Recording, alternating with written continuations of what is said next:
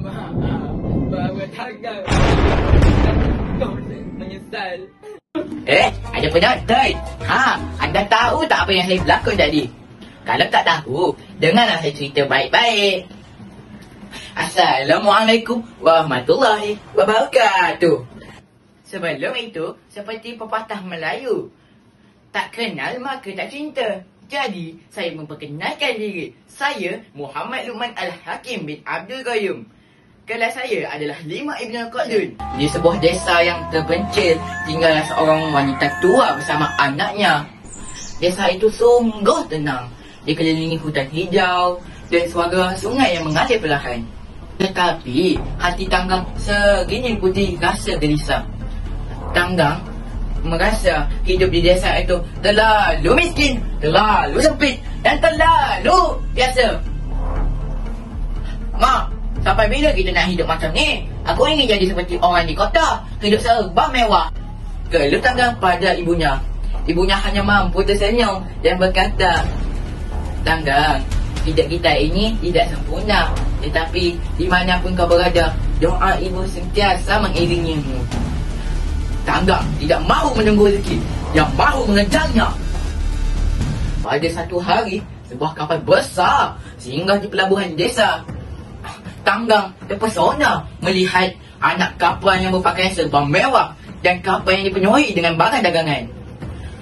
Tanggang mendekati kapten kapal, seorang pedagang kaya yang sedang mencari pekerja baru. Tanpa ragu, Tanggang menawarkan dirinya untuk menjadi pekerja. Walaupun berat hati, ibu Tanggang akhirnya mengizinkannya untuk pergi. Tanggang, ingatlah, jangan lupa asal usulmu. Di mana pun kau berada, ibu tetap akan mendoakanmu. Lalu, sebelum Tanggang menaiki kapal, ibu Tanggang memberikan sebuah loket yang berisi gambar mereka berdua. Tanggang berjanji akan membawa kekayaan, tetapi di dalam hatinya, dia sudah bebas daripada kehidupan miskin di desa itu. Bertahun-tahun pun berlalu, Tanggang menjadi seorang pedagang yang sangat kaya. Dia memiliki kapal sendiri, anak buah sendiri dan seorang isteri yang sangat cantik. Namun, dalam usahanya menjaga reputasi, dia mengatakan kepada semua orang bahawa dia berasal daripada keluarga bangsawan yang keluarganya sudah lama tiada. Namun, suatu hari, kapal Tanggang berlayar ke desa asalnya. Kabar tentang kepulangan Tanggang sampai ke telinga ibunya. Ibunya dengan penuh harapan berharap dapat memeluk anaknya yang telah bertahun lamanya pergi. Setibanya di pelabuhan, ibu Tanggang ingin memeluk Tanggang, tetapi Tanggang tidak mengakui ibunya. Tanggang, aku ini ibumu, kata wanita tua itu kepada Tanggang. Pergi kau daripada sini, aku tidak mengenalimu, kata Tanggang kepada ibunya. Ibu Tanggang mengangkat tangan dan berdoa. Jika benar dia anakku, tetapi dia tidak mengakuiku, maka berikanlah hukuman yang sangat setimpal. Terus dengan itu, awan hitam berkumpul. Seperti terdengar ribut melanda kapal Tanggang. Sebuah ombak besar menghentam kapal.